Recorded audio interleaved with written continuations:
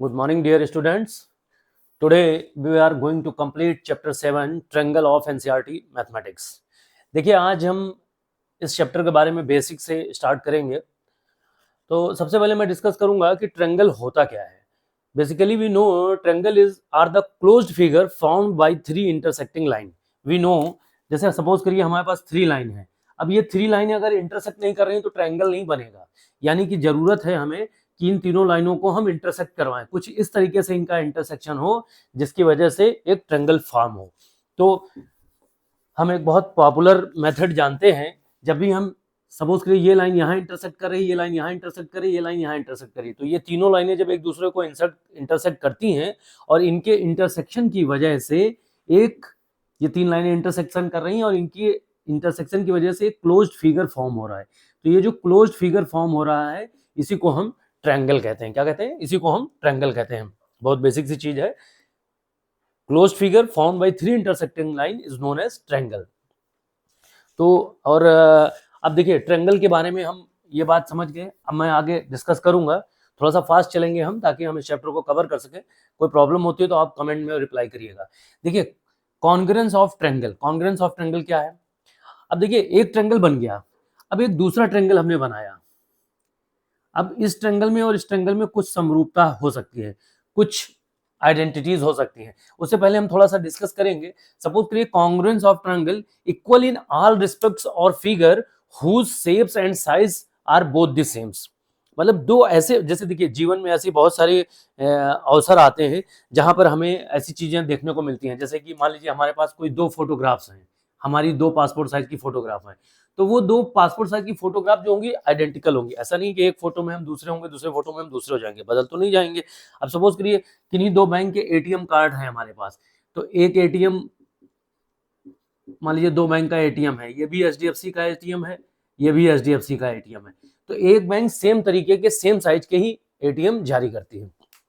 तो देखिए जो इस तरीके की चीजें होती है ना वो आइडेंटिकल होती हैं, वो हर तरीके से आइडेंटिकल होती है। दो सिक्के जो एक साल में ढाले गए हों वो आइडेंटिकल होंगे, उनमें कोई डिफरेंस नहीं हो सकता। तो अब देखिए जैसे यहाँ पर है दो अलग अलग कंपनियों के मार्कर हैं, ये मार्कर एडजेल का है और ये मार्कर डोम्स का है। तो इन दोनों मार्कर क्या है तो दोनों मार्कर ही देखने में भी लगभग लगभग एक ही जैसे लग रहे हैं, but they are not identical. ये आइडेंटिकल नहीं है। मीन्स टू से अगर मैं इस मार्कर के आगे इस दूसरे मार्कर को रख दूं तो क्या ये छुप जाएगा? नहीं, बिल्कुल नहीं छुपेगा। हाँ, आपको पीछे वाला मार्कर भी दिख रहा है, आगे वाला भी मार्कर दिख रहा है। That means they both are not identical. Identical का मीन्स ये है कि कोई ऐसी चीज जो दूसरी चीज को पूरी तरीके से ढक ले, पूर्णतः ढक ले, तो वहां पे हम आइडेंटिकल की बात करते हैं। मैं इसको थोड़ा सा और इलाबोरेट करता हूं, आप समझने की कोशिश करिए। सपोज करिए दो ट्रायंगल हैं, यहाँ पर एक साइड 4 सेंटीमीटर की है, एक 3 सेंटीमीटर की है और एक 4.5 सेंटीमीटर की है। एक ट्रायंगल ये है, यहाँ पर भी 4.5 सेंटीमीटर की एक है, एक 3 सेंटीमीटर की है और एक 4 सेंटीमीटर की। अब देखिए इस ट्रायंगल को अगर हम इसके ऊपर ठीक ठीक बिठा दें तो यह ट्रायंगल इसको पूरी तरह से ढक लेगा। तो ऐसे दो ट्रायंगल जिनका मैंने अभी आपको यहाँ पे बताया इक्वल इन ऑल रिस्पेक्ट और figures whose shape and size are both the same, that type of triangle are known as congruence of triangle. ऐसे ट्रायंगल्स को हम क्या कहेंगे? कॉन्ग्रुएंस ऑफ ट्रायंगल कहेंगे। समझ में आई बात?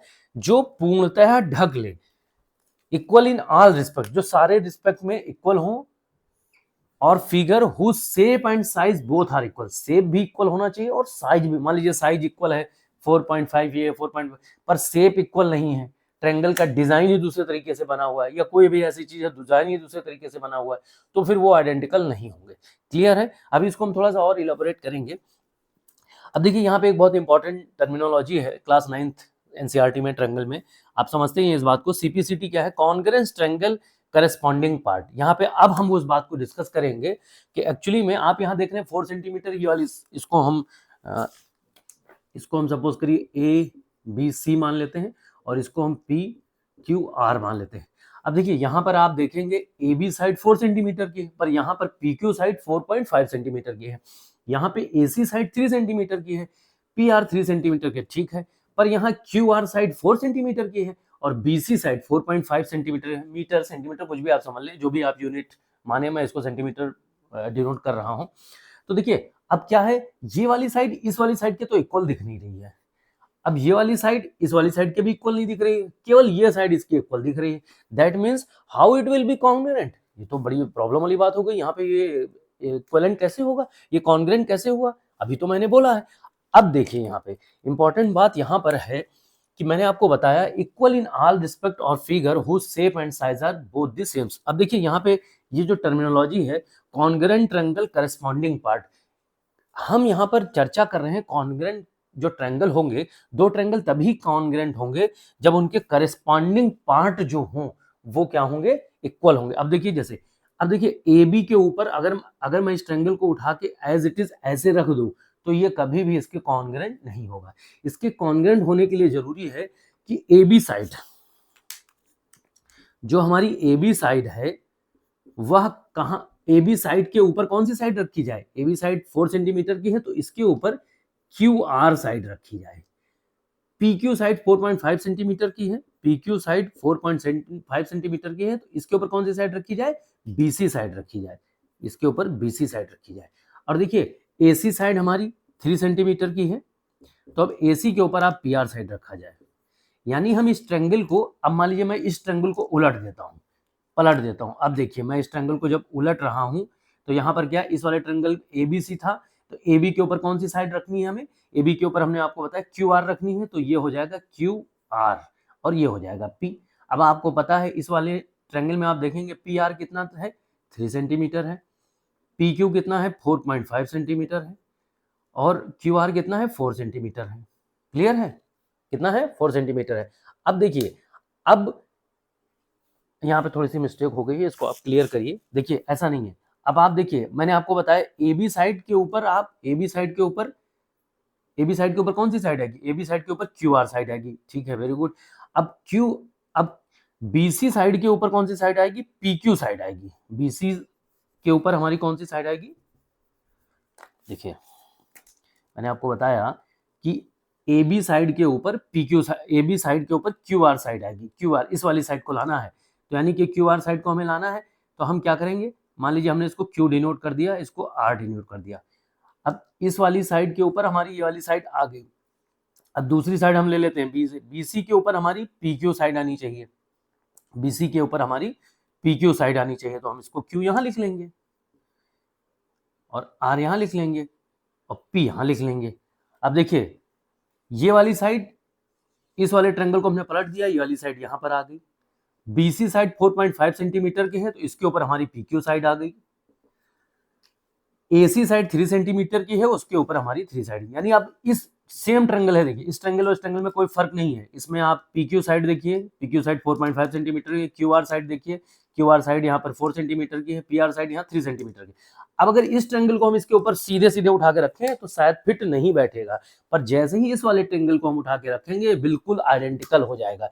That means corresponding triangle, corresponding part की जो हम बात कर रहे हैं वो क्या है कि जो भी करस्पॉन्डिंग पार्ट हो वो इक्वल हो, वो पूरी तरीके से ढक ले और इन्हीं को हम करस्पॉन्डिंग, जैसे A B corresponding triangle corresponding part है, ए बी का करस्पॉन्डिंग पार्ट कौन सा है, क्यू आर है, पी क्यू का करस्पॉन्डिंग पार्ट बी सी है और ए सी का करस्पॉन्डिंग पार्ट पी आर है। तो जब इस कंडीशन को हम फुलफिल करेंगे तब हम कहेंगे कि triangle A B C, congruent का ये साइन होता है इज इक्वल टू, और उसके ऊपर इस तरीके से साइन बनाते हैं इज इक्वल टू ट्रायंगल।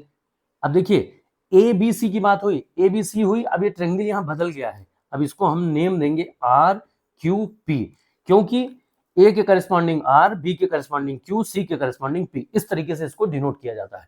तो ये कॉन्ग्रुएंट ट्रायंगल करस्पॉन्डिंग पार्ट की हमने चर्चा करी। समझ में आया आपको, क्लियर है इतनी बातों से? आगे देखिए डिस्कस करते हैं, इसी में कुछ और चीजें हैं जो हम समझते हैं।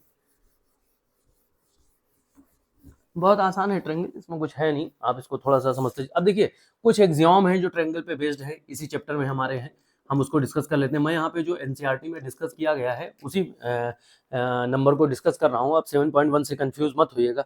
अब देखिए आज मैं बहुत आसान तरीका आपको बताऊंगा इन एग्जाम्स को समझने का, आपको बिल्कुल भी बहुत ज़्यादा थ्योरेटिकल पोर्शन में घुसने की जरूरत नहीं है, मैं जो बता रहा हूँ आप उस पर ध्यान दें। देखिए अब एग्जाम की हम डिस्कस करते हैं, यहाँ पर कुछ बेसिक एग्जाम है। सबसे पहले नंबर 1 एग्जाम की हम चर्चा करते हैं, तो इसमें हमारे पास है S A S congruence rule, इसको हम इस प्रकार डिनोट कर लेते हैं S A S congruence rule, congruence rule. अब देखिए मैं इसी में आपको बार बार मैं इसी में आपको समझाऊंगा। देखिए अब देखिए एस ए एस का मतलब क्या है, सबसे पहले आप ये समझिए एस डिनोट साइड, ए डिनोट एंगल और ये एस डिनोट साइड। देखिए एक ट्रायंगल का दूसरे ट्रायंगल के कॉन्ग्रेंस होने की कुछ कंडीशंस होती हैं और उन कंडीशंस को आधार पे ही ये एक्सियोम्स बनाई गई हैं।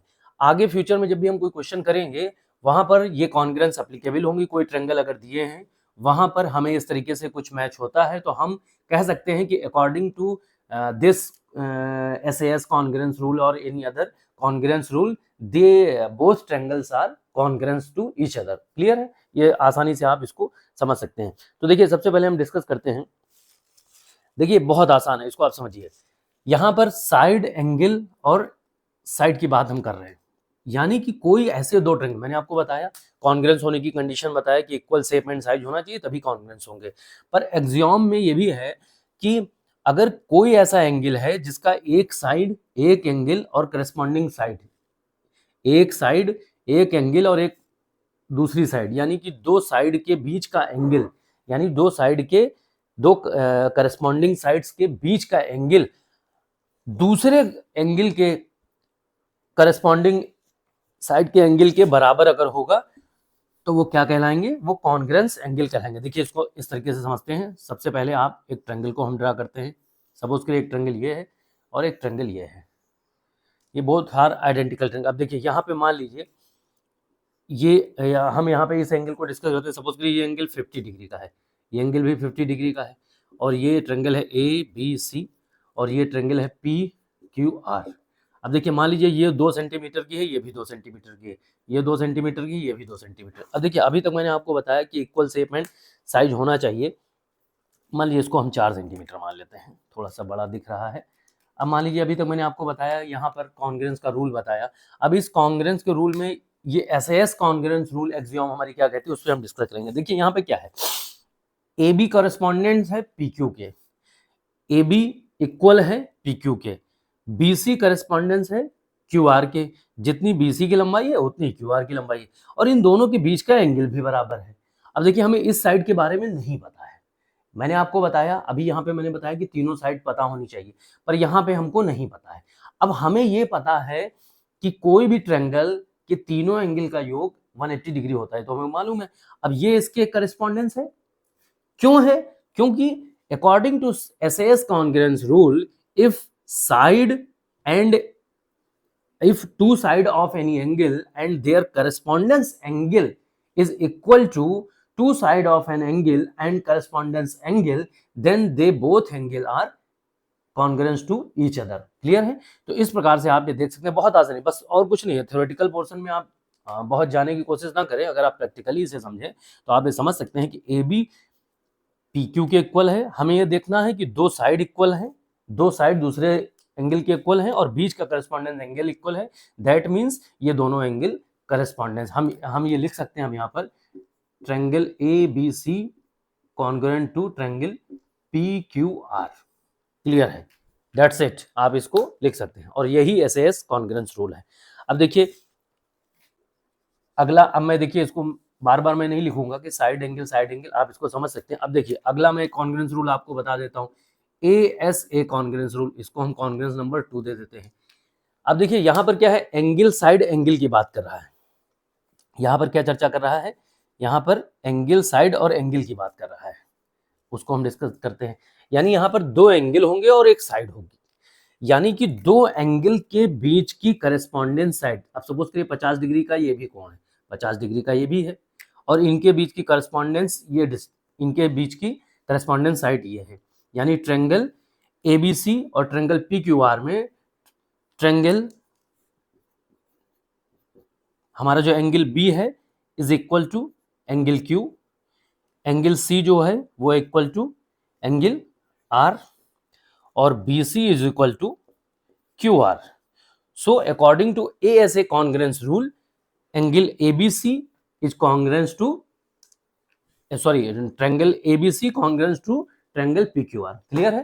देखिए बहुत ही आसान है, आप इसको समझ सकते हैं। बस आपको ध्यान ये रखना है कि कहीं पे कुछ भी नहीं लिख देना है। यहाँ पे एंगल साइड एंगल की बात कर रहा है, यानी दो एंगल के बीच की जो करस्पॉन्डेंट साइड होगी वो क्या होनी चाहिए, वो इक्वल होनी चाहिए। अब देखिए इसको आप इस तरीके से भी समझ सकते हैं, मैं आपको बता देता हूं। अगर आप डेफिनेशन में फोकस करते हैं तो यहाँ पे देखिए क्या है, two angles are congruent if two angles and the included side of one triangles are equal to two angles and the included side of the other triangle, then they both triangles are congruent to each other। Clear है? तो इस प्रकार से आप इसको समझ सकते हैं। अब देखिए अगला हम डिस्कस कर लेते हैं यहीं पे। अगला क्या है हमारा, अगला हम डिस्कस करेंगे यहाँ पर थर्ड। आप इसको नोट करते जाइएगा। अब देखिए थर्ड हमारा कॉन्ग्रुएंस रूल क्या है, हमने पहले एसएएस डिस्कस कर लिया, फिर एएसए कर लिया, अब हमारा थर्ड बचता है एएएस। और ये एएस क्या है, angle angle side congruence rule, angle angle side congruence rule. अब देखिए हम इसको यहाँ पर थोड़ा सा मिटा देते हैं, angle angle side congruence rule. ठीक है, अब मान लीजिए हम इसको ऐसे बना लेते हैं। ठीक है, अब देखिए कैसे डिस्कस करते हैं। अब मान लीजिए एक एंगल ये है और एक एंगल ये है, मान लीजिए इस एंगल को हमने 60 डिग्री बना दिया, ये एंगल हमने 60 डिग्री बना दिया और इसको हमने 2 सेंटीमीटर कर दिया, इसको हमने 2 सेंटीमीटर कर दिया। ठीक है, क्लियर है? इसको हमने 2 सेंटीमीटर कर दिया। अब देखिए, अब यहाँ पर देखिए, यहाँ पे बात हो रही है angle angle side congruence rule. अब यहाँ पे क्या है, यहाँ पे जो ये दो एंगल है ये कब कॉन्ग्रुएंट होंगे, उसकी क्या कंडीशन है। यहाँ पर कंडीशन ये है कि if any two pair of angles, if any two pair of angles and corresponding side, if any two pair of angle and corresponding side is equal to other triangle and corresponding side, then triangle first will be congruent to triangle second। Clear है? देखिए यहाँ पे क्या है, 50 degree angle B, 50 degree angle Q 50 degree, angle A 50 degree angle P 60 degree और AC 2 centimetre है और P R भी 2 सेंटीमीटर है। तो यहाँ पर एंगल, दो एंगल और एक साइड, एंगल, दो एंगल और एक साइड, तो two angle are congruent if any two pair of angle, if any two pair of angles and one pair of corresponding sides are equal, then according to AAS congruence rule triangle ABC will be congruent to triangle PQR। तो ये था हमारा triangle का congruence rule. ये आपको मैंने 3 congruence rule के बारे में बताया। ठीक है, आप ये एग्जाम्स हैं और ये बहुत इंपॉर्टेंट है, अक्सर हमारे एग्जाम में ये पूछी जाती है। अब देखिए यहाँ पे हम थोड़ा सा और डिस्कस कर लेते हैं, ये 3 एग्जाम आपको ध्यान रखनी है। अब देखिए तीनों बैंक, अब जैसे मान लीजिए मैंने आपको एंगल के बारे में बताया। अब देखिए कोई भी ट्रायंगल है, हमको पता है कोई भी ट्रायंगल हो दुनिया में, ट्रायंगल के तीनों कोणों का योग 180 डिग्री होता है। सपोज करिए ए बी सी है, तो हमको पता है कि triangle A plus triangle B plus triangle C is equal to 80 degree, 180 degree होता है। हमको पता है कि ट्रायंगल के तीनों कोण मिलके 180 डिग्री में। आप कोई भी दुनिया का फिगर ले लो, चाहे उसमें आप छोटा ट्रायंगल बनाओ चाहे बड़ा ट्रायंगल बताओ, पर वो 180 डिग्री ही होगा। लेकिन तीनों एंगल बराबर हो ये जरूरी नहीं है। कोई भी जो आपने ट्रायंगल बनाया तो वो ये जरूरी नहीं है कि यहाँ भी 60 डिग्री हो, यहाँ भी 60 डिग्री हो, यहाँ भी 60 डिग्री हो, ऐसा बिल्कुल भी जरूरी नहीं। जैसे ये 60 डिग्री है, ये 60 डिग्री है, ये 60 डिग्री है, तो 180 डिग्री हो गया। पर ट्रायंगल ऐसे भी बन सकता है, ट्रायंगल ऐसे भी बन सकता है, ट्रायंगल ऐसे भी बन सकता है, ट्रायंगल ऐसे भी बन सकता है। अब देखिए ये सब ट्रायंगल ही हैं, 3 साइड से घिरी हुई आकृति को हम ट्रायंगल कहते हैं। मैंने आपको बताया close figure form bye 3 intersecting, ये सब इंटरसेक्ट कर रहे हैं और ये सब ट्रायंगल है। बट इन तीनों ट्रायंगल्स का अगर आप योग करें तो ये सारे फिगर में ऐसा नहीं है कि तीनों ट्रायंगल इक्वल हैं। कहीं पे 60 डिग्री का एक एंगल है, कहीं पे 2 60 डिग्री का, कहीं पे एक 50 डिग्री का, एक 100 डिग्री का है, दो 40 डिग्री के हैं। तो इस तरीके से बहुत सारे डिफरेंस है। तो इन्हीं डिफरेंस पे कुछ एक्सियोम्स हैं। तो ट्रायंगल के आइडेंटिकल होने के लिए केवल एक ही पैरामीटर नहीं है कि हम सिर्फ ये देखें कि ट्रायंगल, तीनों ट्रायंगल 180 डिग्री के हैं तो दूसरा ट्रायंगल भी 180 डिग्री का है, तो इसलिए तीनों ट्रायंगल आइडेंटिकल होंगे। ये जरूरी बिल्कुल नहीं है। क्लियर है? तो अभी जो मैंने आपको रूल बताया है AAS एंगल साइड रूल, तो वहाँ पे ये नहीं कह सकते कि एक ट्रायंगल ये 60 डिग्री का है, एक ट्रायंगल ये 60 डिग्री का है।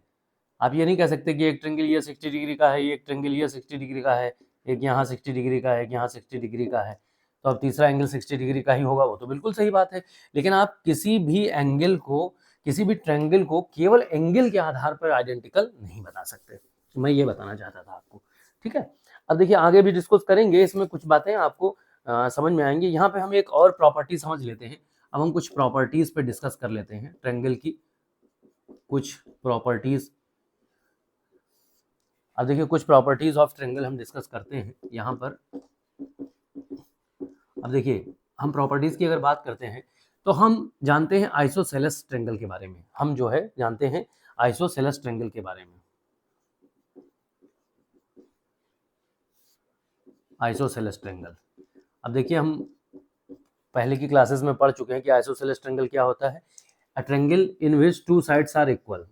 सपोज करिए ये ABC है और यहाँ पे ये साइड इस साइड के बराबर है, तो ये आइसोसेलेस ट्रायंगल है। जहाँ पर दो, हिंदी में इसको समद्विबाहु त्रिभुज भी कहते हैं, जहाँ पर दो साइड बराबर हो उसे हम क्या कहते हैं, आइसोसेलेस ट्रायंगल कहते हैं। अब देखिए इसी पे बेस्ड एक थ्योरम्स है, और थ्योरम क्या है, थ्योरम है जैसे कि हमारी NCERT में दी गई है, थ्योरम 7 पॉइंट, इसको आप 1 डिनोट कर सकते हैं। अब ये थ्योरम है, angle opposite to equal side of an isosceles triangle are equal. मैं इसको यहाँ पे लिख देता हूँ, angle opposite to equal side of an isosceles triangle are equal। आपको यहाँ पे ये प्रूफ करना है कि जो angle opposite side of equal side of isosceles triangle है वो इक्वल है। आपको ये प्रूफ करना है कि triangle B is equal to triangle C। आपको ये प्रूफ करना है। तो आइए देखिए इसको हम डिस्कस करते हैं। बहुत आसान है आप इसको समझने की। मैं इसको थोड़ा मिटा देता हूँ। अब देखिए हम इसको यहाँ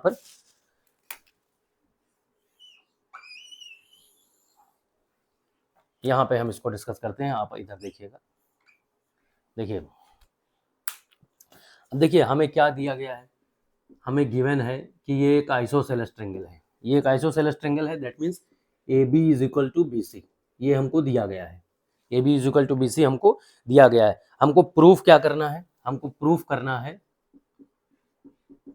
triangle B is equal to triangle C। हमको ये प्रूफ करना है कि ये ट्रायंगल B ट्रायंगल C के इक्वल है। अब देखिए यहाँ पे कैसे हम इसको प्रूफ करेंगे, इसके बारे में हम चर्चा करते हैं। अब देखिए आपको क्या करना है, सॉल्यूशन या प्रूफ। अब हम प्रूफ करते हैं। प्रूफ करने में क्या है, हम एंगल A से एक बाइसेक्टर, एंगल A का बाइसेक्टर बनाएंगे और सामने वाली भुजा पे एक परपेंडिकुलर ड्रा करेंगे। ये परपेंडिकुलर है। सपोज करिए हमने इसको नाम दे दिया D। हमने इसको नाम दे दिया D। अब AD क्या है, AD is the bisector of triangle A। AD is the bisector of triangle A।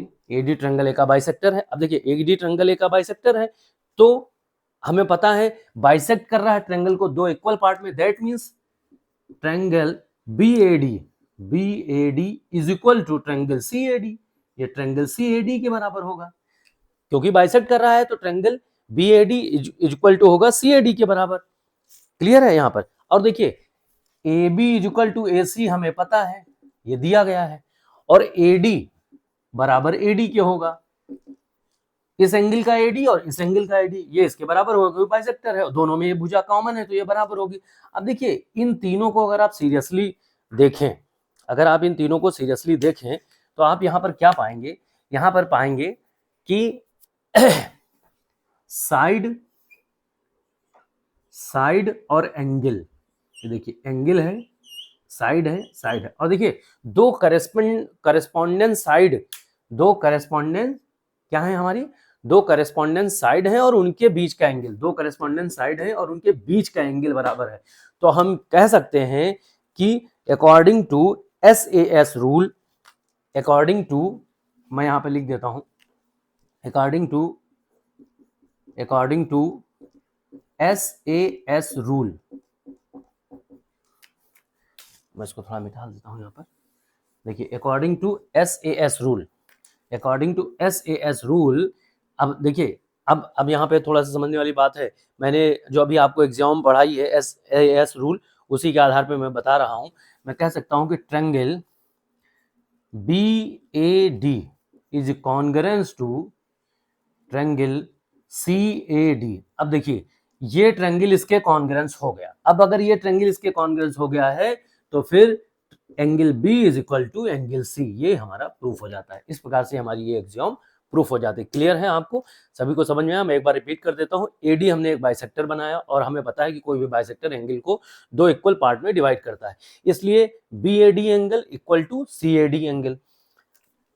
AB और AC बराबर है, क्यों? क्योंकि आइसोसेलेस ट्रायंगल है, पहले ही मैंने आपको बताया था। तो एक हमारी करस्पॉन्डिंग दो भुजाएं हैं ये जो बराबर हैं आपस में, और ये वाला एंगल और CAD एंगल BAD एंगल के बराबर है, और AD दोनों भुजाओं बीच में कॉमन है, क्योंकि एक एंगल की एक साइड इधर हो गई और एक उधर हो गई, पर दोनों में AD कॉमन है। इसलिए according to SAS rule BAD congruence to CAD। अब ये एंगल चूंकि इसके कॉन्ग्रुएंस है, मैंने कॉन्ग्रुएंस में आपको बताया था कि करस्पॉन्डिंग पार्ट्स इक्वल होते हैं, तो angle B is equal to angle C। Clear है आपको? यहाँ पर समझ में आया? देखिए अगर आपको अच्छा लग रहा है तो आप कमेंट में अपने लाइक या डिसलाइक के बारे में बता सकते हैं, जो कि मुझे मदद करेगा ये बताने में कि समझ में आ रहा है आपको या नहीं समझ में आ रहा है। ऑफलाइन क्लासेस में तो मैंने इसके बारे में काफ़ी समझा रखा है, अभी यहाँ कुछ बच्चों को प्रॉब्लम थी तो मैं ऑनलाइन भी इसमें डिस्कस कर रहा हूँ। अब देखिए इसी अभी जो मैंने आपको थ्योरम बताई है, यहाँ पे मैंने प्रूफ क्या किया, यहाँ पे मैंने आपको प्रूफ करके भी दिखाया कि एंगल अपोजिट टू, मैं इसको बना देता हूँ, मैंने यहाँ पर आपको प्रूफ करके दिखाया कि ये ABC ये जो थ्योरम थी, यहाँ पर एंगल ये आइसोसेलेस ट्रायंगल था, तो angle opposite to equal side of an isosceles triangle are equal. Angle opposite to an equal side of opposite to equal side of an isosceles triangle, opposite to equal side of an isosceles triangle are equal, ये बताया। अब देखिए मैं इसका converse आपको बताता हूं, इस बात को हम इस बात से भी कह सकते हैं। अब देखिए अभी मैंने आपको बताया कि दो भुजाओं के विपरीत जो एंगल थे, दो बराबर भुजाओं के जो एंगल थे, जो दो आइसोसेलेस ट्रायंगल में जो दो बराबर भुजाएं होती हैं, उनमें जो विपरीत एंगल थे वो एक दूसरे के बराबर थे। अब हम इसको दूसरी तरीके से इसका कन्वर्स पढ़ेंगे, और कन्वर्स क्या है?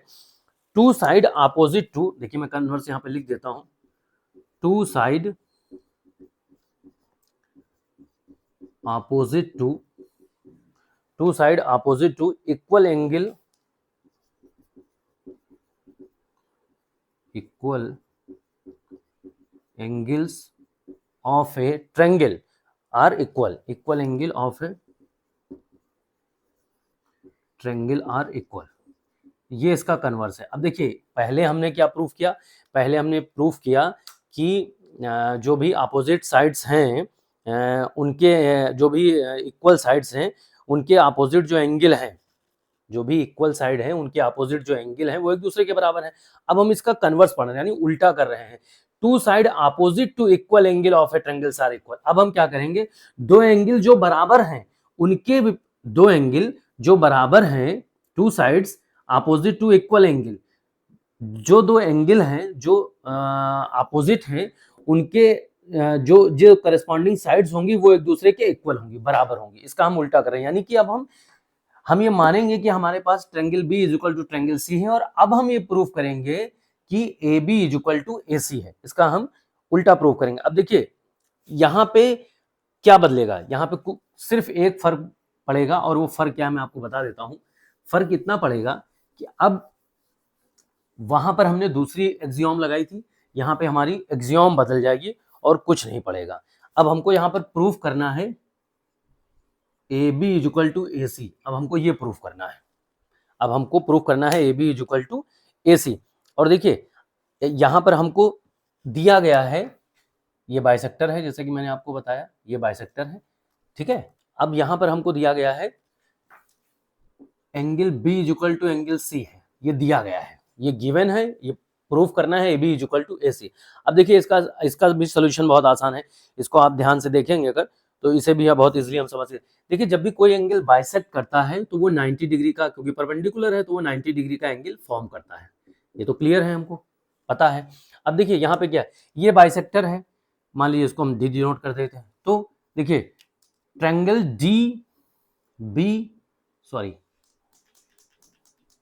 ट्रायंगल ट्रायंगल BAD, ये वाला ट्रायंगल की बात कर रहे हैं, is equal to triangle CAD। क्योंकि बाइसेक्टर है तो ये बाइसेक्ट करेगा, हमें पता है, क्लियर है, इसमें कोई दिक्कत नहीं है। और AD is equal to AD होगा, फिर वही बात, कॉमन है इसलिए इक्वल रहेगा। और तीसरा हम एंगल ये जो देख रहे हैं, राइट एंगल ट्रायंगल हमारा बन रहा है, that is triangle ADB is equal to triangle ADC, क्योंकि ये राइट एंगल ट्रायंगल है। अब देखिए यहाँ पर आप इस बात को समझेंगे तो यहाँ पर क्या है, यहाँ पर एक एंगल मिल गया हमको, एक साइड मिल गई और एक एंगल मिल गया। सो अकॉर्डिंग टू, अब यहाँ पे मैं लिख देता हूं, according to ASA axiom, angle side angle axiom, triangle, अब देखिए यहाँ पे एंगल साइड एंगल एक्सियम से हम लिखेंगे तो फिर triangle ABD is congruence to triangle ACD, triangle ACD। अब जब ये एंगल इसके करस्पॉन्डेंस है, दैट मींस, इसलिए triangle B is equal to triangle C। Clear है, ट्रायंगल B ट्रायंगल C के इक्वल है, ये आप देख सकते हैं आराम से यहाँ पर कि ट्रायंगल B जो है वो ट्रायंगल C के इक्वल है, ये प्रूफ हो जाता है यहाँ पर। तो देखिए हमने इस एक्सियम को भी पढ़ा और उसके कन्वर्स को भी पढ़ा। मैं एक बार रिपीट कर देता हूँ, हमारा जो ये थ्योरम थी, थ्योरम 7.1 थी, उसमें था कि angle opposite to equal side of an isosceles triangle are equal, और उसका जो हमने कन्वर्स पढ़ा वो था two side opposite to equal angles of a triangle are equal. तो ये था हमारा आइसोसेलेस ट्रायंगल की कुछ प्रॉपर्टी के बारे में हमने यहाँ पर डिस्कस किया। ठीक है, अब मैं आगे बढ़ता हूँ, आपने इसको स्क्रीनशॉट वगैरह ले लिया हो आपने, तो मैं आगे अब डिस्कस करता हूँ इसी में। देखिए मैथमेटिक्स बहुत आसान सब्जेक्ट है, पूरे मार्क मिलते हैं, और बस थोड़ा सा आपको कॉन्सेप्ट पे फोकस करना है। कॉन्सेप्ट इसमें कभी चेंज नहीं होता है, क्वेश्चंस थोड़े बहुत बदलते हैं, उनके नंबर्स बदलते हैं, डिजिट बदलती है, उनके लिखने का तरीका बदलता है, पर क्वेश्चन हमेशा सेम ही रहते हैं, पैटर्न उनका कॉन्सेप्ट हमेशा सेम ही रहता है। तो बस इस बात को आपको समझना है थोड़ा सा। और अब देखिए यहाँ पे मैं आपको बता देता हूँ, अभी मैंने आपको बताया कि कोई भी ट्रायंगल ऐसा है जिसके तीनों एंगल, कोई भी ट्रायंगल हम बना लें, संसार में जितने भी ट्रायंगल बने हुए हैं ABC PQR, और सपोज करिए एक ट्रायंगल मैंने, देखने में ही आपको लग रहा होगा कि मैंने थोड़ा बड़ा बनाया है, बिल्कुल बड़ा है। देखिए ट्रायंगल चाहे बड़ा हो चाहे छोटा हो, इससे कोई फर्क नहीं पड़ता, उनके जो एंगल होंगे, मैं इन एंगल्स की बात करता हूं, ये तीनों एंगल हमेशा, आप देखिए यहाँ पे ध्यान दीजिए, मैं इसको लिख सकता हूँ triangle A plus triangle B plus triangle C is equal to triangle P plus triangle Q plus triangle R is equal to triangle D plus triangle E plus triangle F। अब देखिए यहाँ पे मुझे ये नहीं पता है कि कौन सा ट्रायंगल कितने एंगल का है, कौन सा एंगल जो है कितने डिग्री का है, मुझे नहीं पता ये कितनी डिग्री का है, कितने डिग्री का है, कितने डिग्री का है, ये कितने डिग्री का है, पर मैं ये लिख सकता हूँ, एक ये प्रॉपर्टी मैं बता रहा हूँ आपको कि ट्रायंगल कोई भी हो उसके तीनों एंगल जो होते हैं वो हमेशा 180 डिग्री होते हैं। इसलिए जो ट्रायंगल होंगे कि तीनों एंगल मिलके 180 डिग्री होते हैं, और ये रूल सब में लागू होता है, चाहे ट्रायंगल छोटा हो चाहे ट्रायंगल बड़ा हो, लेकिन यह कंडीशन कोई भी कॉन्ग्रुएंस होने की शर्त नहीं है। दो ट्रायंगल सिर्फ और सिर्फ इस आधार पे कॉन्ग्रुएंस हो जाएंगे, बिल्कुल भी गलत है। रीजन क्या है, क्या कारण है कि ये एंगल इसके कॉन्ग्रुएंस नहीं हो सकता, जरूरी नहीं है, ये एंगल इसके तो कॉन्ग्रुएंस बिल्कुल नहीं हो सकता। रीजन क्या है, रीजन इज साइड। रीजन क्या है? साइड। ये है रीजन कि ये एंगल कॉन्ग्रेंस नहीं हो सकते हैं। इसलिए अब हमारे पास एक और थ्योरम है जिसको मैं यहां पर आपको बताता हूं। थ्योरम 7.4, ये भी एनसीईआरटी की थ्योरम है। और ये थ्योरम क्या कहती है, आइए इसको हम समझते हैं। जो थ्योरम 7.4 है वो बेसिकली हमारा S S S congruence rule है। कॉन्ग्रेंस रूल है। अब देखिए S S S denote for side side side. ये क्या डिनोट करता है? ये डिनोट करता है साइड को। यानी कि मैंने अभी आपको बताया खाली एंगल ही 180 डिग्री हो जाना, तीनों का टोटल 180 डिग्री हो जाना ही कॉन्ग्रेंस की कंडीशन को फुलफिल नहीं करता है। इस कंडीशन को फुलफिल करने के लिए जरूरी है कि जो हमारी साइड है वो भी इक्वल होनी चाहिए। अब देखिए सपोज करिए एक ट्रायंगल ये है जिसका नाम है ए बी सी, एक ट्रायंगल है पी क्यू आर, और एक ट्रायंगल मैं यहां बना देता हूं, ये है डी ई एफ। मैंने आपको बताया किसी भी ट्रायंगल के तीनों एंगल मिला के 180 डिग्री होता है तो तीनों का होगा। पर अब देखिए इस ट्रायंगल में ये 4 सेंटीमीटर, ये 4 सेंटीमीटर, ये 4 सेंटीमीटर, सपोज करिए इस ट्रायंगल में भी 4 सेंटीमीटर 4 सेंटीमीटर 4 सेंटीमीटर, पर यहाँ पर मान लीजिए ये 8 सेंटीमीटर है, ये 8 सेंटीमीटर है और ये 5 सेंटीमीटर है। तो अब देखिए साइड का फर्क है। इस ट्रायंगल की तीनों साइड इस ट्रायंगल के साइड के बराबर है। ये ट्रायंगल इक्विलैटरल ट्रायंगल है, ये भी इक्विलैटरल ट्रायंगल है। तो ये ट्रायंगल के तीनों कोण मिला के 180 डिग्री है, इसके भी मिला के 180 डिग्री है। तो ये angle angle A B C congruence होगा पी क्यू आर के। पर एंगल ए बी सी या एंगल पी क्यू आर दोनों ही डी ई एफ के कॉन्ग्रेंस नहीं होंगे। The reason behind this that is side. If three sides of an angle, if three side of one triangle are equal to the three side of other triangle, then the two triangle are congruent. If three side of an angle will equal to the three side of other angle, then the triangle will be congruent. If three side of an any angle will not equal to the three side of other angle, then these angle will not be congruent. तो ये condition है। तो मैंने वहां पर आपको 3 axiom बताई थी, एक थ्योरम ये भी है। S S S congruence rule क्या कहता है कि एक एंगल दूसरे एंगल के कॉन्ग्रेंस होने के लिए साइड भी बराबर होना जरूरी है। अब देखिए यहाँ पर एक लास्ट चीज रह गई है इस चैप्टर में, उसको भी कवर कर लेते हैं, फिर ये हमारा जो चैप्टर है पूरा ट्रायंगल का ये कवर हो जाएगा। कुछ एक्सरसाइज रह जाएंगी। एक लास्ट थ्योरम है और वो थ्योरम क्या कहती है, आपके एनसीईआरटी में थ्योरम 7.5 दी हुई है, that is called R H S, right angle. इसको मैं लिख देता हूं, ये है right angle hypotenuse,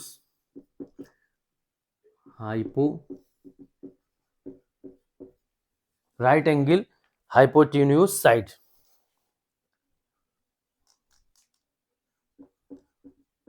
right angle hypotenuse side. अब देखिए राइट एंगल हम जानते हैं कोई भी एंगल जिसमें एक एंगल 90 डिग्री का हो वो राइट एंगल ट्रायंगल होता है। कोई भी ट्रायंगल आप बना लीजिए ऐसे जिसमें जो है एक एंगल 90 डिग्री का है तो वो हमारा राइट एंगल ट्रायंगल हो जाएगा। मैंने 2 ट्रायंगल यहाँ पे फॉर्म किए, that is triangle A B C and that is triangle P Q R. इसमें ये दोनों ट्रायंगल 90 डिग्री है। हम जानते हैं ट्रायंगल में जो सबसे लंबी भुजा होती है उसे हम हाइपोटेन्यूज कहते हैं, यानी कर्ण कहते हैं। जो बेस होता है उसे हम बेस कहते हैं या आधार कहते हैं, और जो परपेंडिकुलर 90 डिग्री के होती है उसे हम क्या कहते हैं, परपेंडिकुलर कहते हैं या फिर लंब कहते हैं। तो ये ट्रेंगल, अब देखिए इस ट्रायंगल में क्या है, अब इस ट्रायंगल में मान लीजिए ये 5 सेंटीमीटर है, ये 4 सेंटीमीटर है, तो ये भी 5 सेंटीमीटर, ये भी 4 सेंटीमीटर है। अब यहाँ पर क्या कहता है, राइट एंगल हाइपोटेनियस साइड, यानी कि राइट एंगल हाइपोटेनियस साइड। अब देखिए if in two right angle triangle the hypotenuse and one side of one triangles are equal to the hypotenuse and one side of the other. अब देखिए इस 2 triangle हैं, ये दोनों ही राइट एंगल ट्रायंगल है, तो 90 डिग्री तो कंफर्म है, बताने की जरूरत नहीं है। लेकिन आप देखिए if in a right angle triangle hypotenuse and one side of triangle is equal to the hypotenuse and other side of the